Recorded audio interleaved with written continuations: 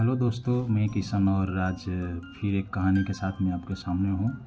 आज का जो टॉपिक है वो है आज के कपल इतने झगड़ते क्यों हैं। ये इशू हर किसी के साथ में आता है।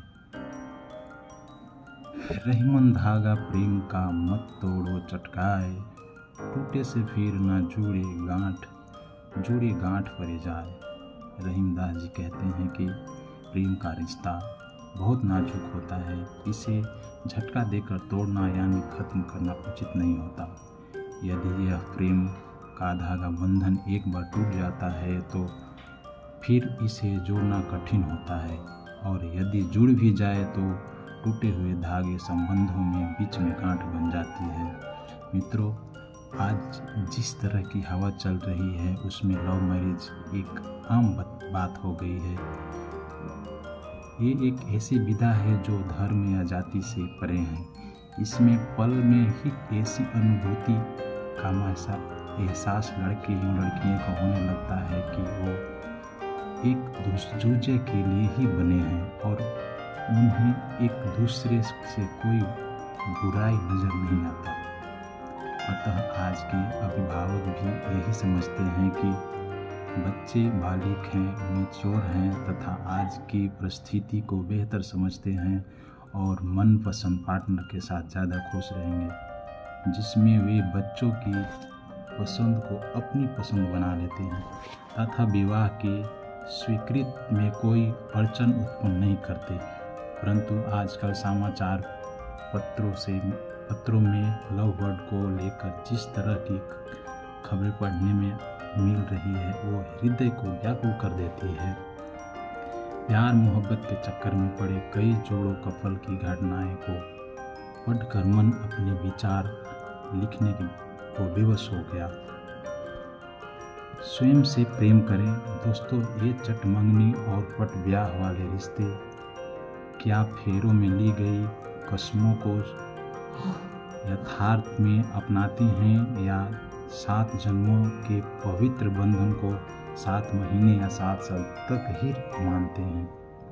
क्योंकि अक्सर देखा गया है कि कुछ समय पश्चात 4 दिन की चांदनी फिर अंधेरी रात को चरितार्थ करते ये लव बर्ड सिर्फ एक दूसरे की कमियों को ही देखते हैं।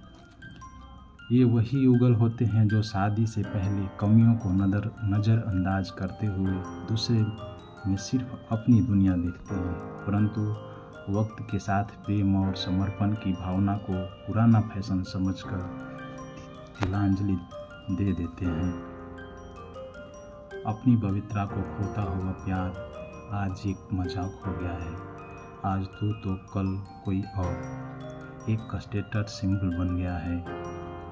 आज प्यार पूजा है या प्यार इबादत है तथा प्यार 2 दिलों का बंधन है, जैसे जुल्मी किताबों में दफन होते नजर आ रहे हैं। हीर रांझा लैला मजनू के किस्से तो एक ऐसा इतिहास बन गए जो अब दोहराते नजर नहीं आ रहे हैं। आज के अधिकांश युवाओं में रिश्ते और जिम्मेदारियां निभाने का एहसास कम हो रहा है।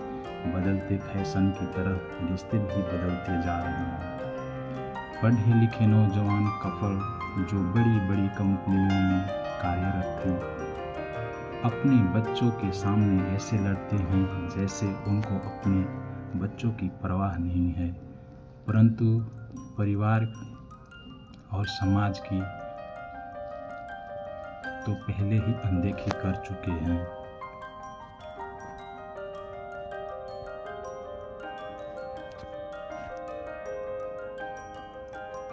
बच्चों की कोमल भावनाएं कीमती प्रभावित हो रही है, इसका अंदाज भी नहीं है। घरेलू अशांति के दुष्प्रभाव मित्रों, आज के समाचार पत्र में एक हृदय विदारक किस्सा पढ़कर मन लिखने पर मजबूर हो गया। एक होनहार बच्ची जो डॉक्टर बनना चाहती थी, उसने इसलिए आत्मदाह कर ली क्योंकि उसके पिता उसकी माँ को मारते थे और अक्सर झगड़ा होता रहता था। वो बच्ची पुलिस के पास भी गई, परंतु पुलिस ने भी लड़की की बात नहीं सुनी। बच्ची की परलोक सिधार जाने पर पुलिस जागी और उसके पिता को जेल भेजी। काश उस बच्ची की मनोस्थिति को उसके अभिभावक या समाज अन्य लोग समझ पाते। गलती उस माँ की भी है जो जुल्म सहती रही और अपनी बेटी को बचा नहीं पाई। सोचिए, विचार कीजिए, क्या आत्मदाह के नए कारण की शुरुआत है? मेरा उन सभी अभिभावकों से हाथ जोड़कर निवेदन है कि बच्चों को महंगे खिलौने की दरकार नहीं होती, बल्कि प्यार भरे साथ और आत्मीय माहौल की चाहत होती है। सर्वाधिक है कि बच्चे अधिकांशतः परिवार से देखकर ही सीखते हैं। खास तौर से अभिभावकों के व्यवहार पर उनका पूरा जीवन बनता है। अतः आप जिनको इस दुनिया में लाए हैं उनके प्रति अपनी जिम्मेदारी निभाइए। वो खुद नहीं आए हैं, आप लाए हैं उनको। पार्टनर में किसी एक को दोषी ठहराना मेरा मकसद नहीं है। ताली दोनों हाथ से बजती है, रोटी भी दोनों तरफ से सीखती है, तभी अच्छी लगती है। मेरा उन सभी अभिभावकों से निवेदन है जो अपने परिवार में दिन रात कलह करते हैं, झगड़ते हैं, झगड़ने की वातावरण बना लिए हैं। क्या है उसका सबसे महान गुण? कृपया अपने अंग के व्यवहार के बच्चों की कोमल भावनाओं को आहत ना करें। दुनिया में सबसे खूबसूरत पल होता है अपने बच्चों को मुस्कुराते हुए देखना। यकीन मानिए, जब आपको पता चले कि उसकी मुस्कुराहट के पीछे का कारण आप हो, तो आप जो खुशी मिलेगी वो कुबेर में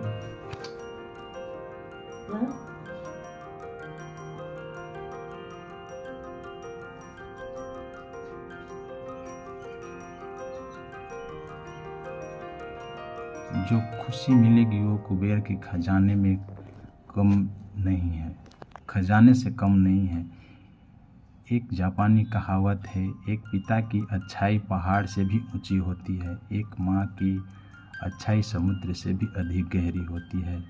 प्यार की परिभाषा समझना ज़रूरी है। आजकल तो प्यार का एक नया ही रूप बहुत तेज़ी से बढ़ रहा है, जिसमें एक तरफा चाहत को प्यार का नाम देकर कुछ मन चले ना सुनने पर लड़कियों पर तेजाब फेंक देते हैं, कुछ तो स्वयं को ही आहत कर लेते हैं। ये कैसा प्यार है जो सिर्फ तेजाबी मानसिकता को ही समझती है? परिवार या समाज ही परवाह न करते हुए धर्म और जाति से परे प्यार की दुहाई देने वाले कुछ लवर्ड की अमानवीय किस्से तो रूह को कंपा देने वाले होते हैं। मन भर जाने के बाद लड़की के साथ हैवानियत भी कांप जाए, उससे भी खतरनाक सलूक करने का किस्सा अक्सर अखबारों में छाया हुआ है। काश प्यार में अंधी हुई लड़कियां समय रहते अपने आप को बचा पाती। बड़े महान नगर हों या छोटे शहर, हर तरफ से आग लगी हुई है। अनुकूल हो जाना जरूरी है मित्रों। कोई भी परफेक्ट नहीं होता, हर किसी में कुछ कमी होती है, कुछ खूबियाँ भी होती हैं, लेकिन अक्सर हम किसी के नाराज़ होते हैं तो उस इंसान की केवल कमियों का, बुराइयों का ही आकलन करते हैं और गुस्से में अपना मानसिक संतुलन खो देते हैं। सामान्य ढंग से स्थिर मनोभाव से भी बात की जा सकती है। तुरंत रिएक्ट करने की बजाय बात का उत्तर बाद में भी दिया जा सकता है, जो बहस को रोकने में सबसे महत्वपूर्ण कारक है। एक दूसरे की आलोचनाओं को तिलांजलि देते शब्द कम, समझ ज़्यादा हो। अहम भरे अधिकार वाले प्रेम के बजाय परस्पर समर्पण का, सम्मान वाले प्रेम से संतानों का जीवन भी रोशन रहता है। समाजशास्त्री डॉक्टर नैन्सी का कहना है कि माता पिता का शालीन व्यवहार ही बच्चों में अपने भाई बहन तथा साथियों के साथ अच्छा व्यवहार करना सिखाते हैं। लव वर्ड से विनयपूर्वक अनुरोध ही कर सकते हैं। अपने और अपने परिवार के प्यार के ऐसे मजबूत धागों में बांधें जिससे कोई भी तूफान तोड़ ना सके। कहते हैं रिश्ते और रास्ते के बीच एक अजीब रिश्ता होता है। तभी रास्ते मिल जाते तो कभी रास्ते में रिश्ते बन जाते हैं। इसलिए चलते रहिए और अपने प्यार से रिश्ते को निभाते रहिए। प्यार कुदरत का दिया हुआ एक आलोचना तोहफा है जिसे दिल से लगा कर रखिए। भले ही हीरा रांझा नहीं आप बन पाइए पर अच्छे इंसान ज़रूर बन पाइए और इंसानियत को जिंदा रखिए, क्योंकि प्यार से रिश्ते तो मुलायम दुख, प्यार के रिश्ते तो मुलायम दुख पर शबनमी एहसास है, 7 जन्मों तक अटल विश्वास है। थैंक यू मित्रों, आज तक इतना ही। आगे मिलते हैं आगे की कहानी में। अगर कहानी अच्छी लगी हो तो प्लीज़ लाइक एंड सब्सक्राइब ज़रूर करें।